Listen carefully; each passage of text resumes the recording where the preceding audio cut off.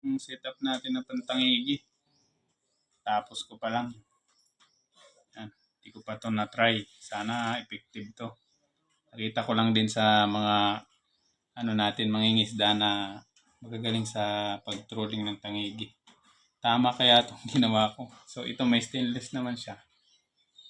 Yan. Pero lalagyan ko pa to dito ng swivel sa taas. Para hindi pumulupot yung nylon. Hindi So yan. Stainless na rin to. Yan. Sana makahuli tayo ng tangigi. Update na lang natin pag nakahuli na.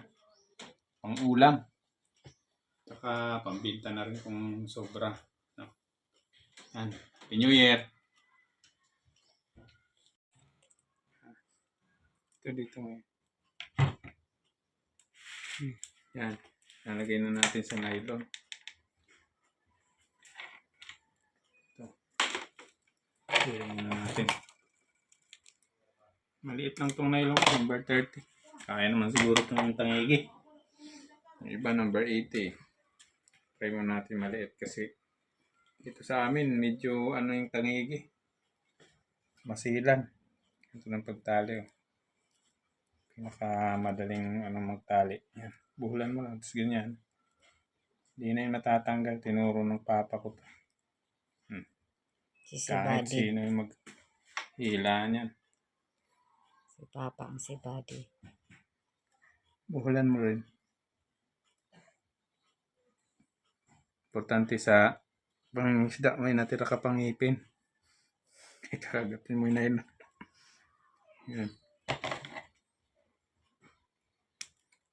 Yan. Buhulan na natin. Hindi ko muna lagyan ng sinker. Kasi mababaw lang sa amin dito yung tangigi.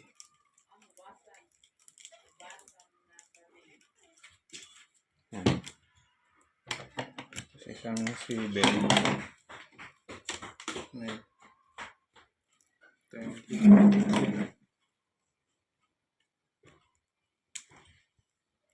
Hindi naman siguro siya maiilang dito.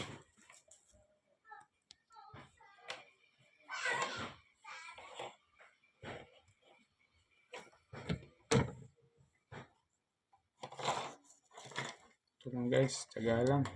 Ikot mo lang to. Pansamantala, ito munang stainless natin na number 12. Kasi dapat ito mahaba na stainless to na pinilipit. Inaubusan tayo ng kailangan ng gamitin.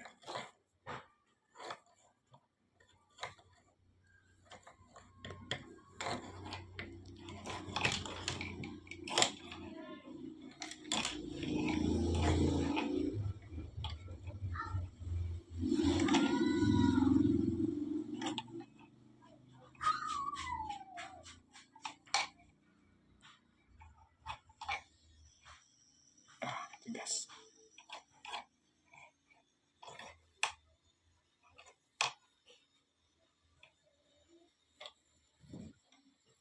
Okay na to.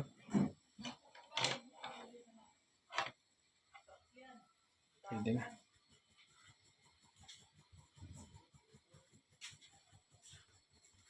Ito na ako, tapos na. May nylon na. One set na. Trolling na lang mamaya o bukas. No? Makahuli ka ng malaking tangigi. Salamat guys.